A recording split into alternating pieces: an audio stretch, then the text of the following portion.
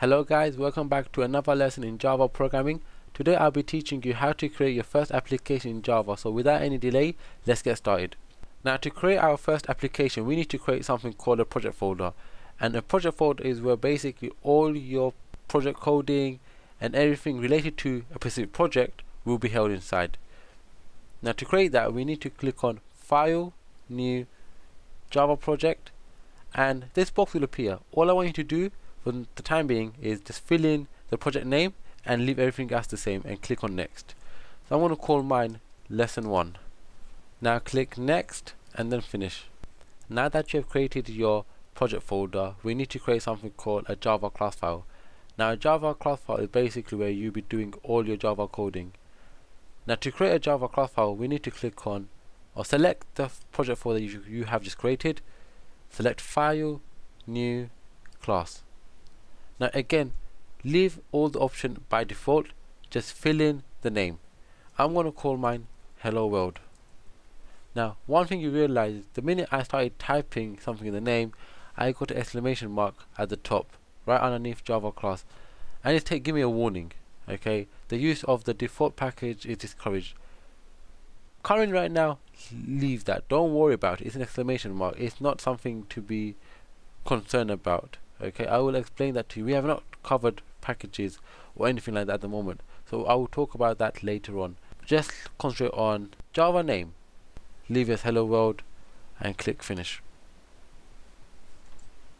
Once the class file has been created, what I want you to do is follow exactly what I'm going to do, and at the end I shall explain to you the code. Now let's go to our opening curly bracket, press enter, and let's move that down a bit. Now remember, with coding, the neater the code, the easier it is to understand. And the reason why I moved my opening curly bracket to align with the closing one is because when I write any code, it's easier to understand. I can just click on one of the closing bracket and I know, or I can align it which one does it go with, which one it's responsible for, what method it is with, and so on forth. Okay, but again, you understand the more, once you create a big application and have more coding, you understand how important it is to create a neater application, to have a neater code.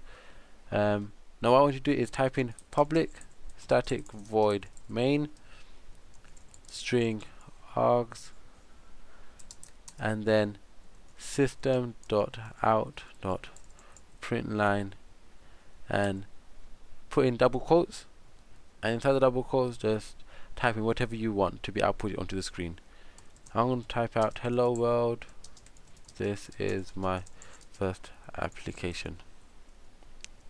Now right at the end of the closing bracket, put in the semicolon, and then now that's your first application created. What I want you to do now to run it, you need to click the green play button on Eclipse, click OK, and right at the bottom you'll see on the console it says hello world, this is my first application.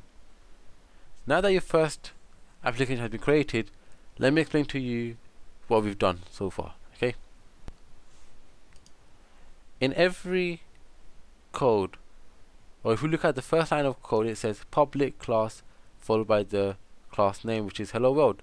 Public makes it accessible by any other class, and class is basically a structure containing items and the routines which manipulate those data items.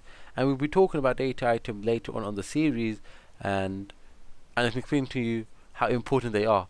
And these are data such as variables and so on forth. Okay, now the next line of code we need to look at is public static void main. Okay, don't worry about what that entire line of code is at the moment, just know that that is the main function required by Java. It is required by the Java virtual machine to find the main method and to run and execute everything within that main method. If you don't have the function or the method main, then your Java won't execute, it won't function, it won't work at all. Okay, once we enter system.out.println, we get something which is in the appendices. Okay, now to output something onto the screen, we need to type out, or we need to enter double quotes. Now once you put double quotes, anything that goes within the double quotes will be output onto the screen. That could be text, numbers, whatever you want, it will be output on the screen. And in our case, I typed out, hello world, this is my first application.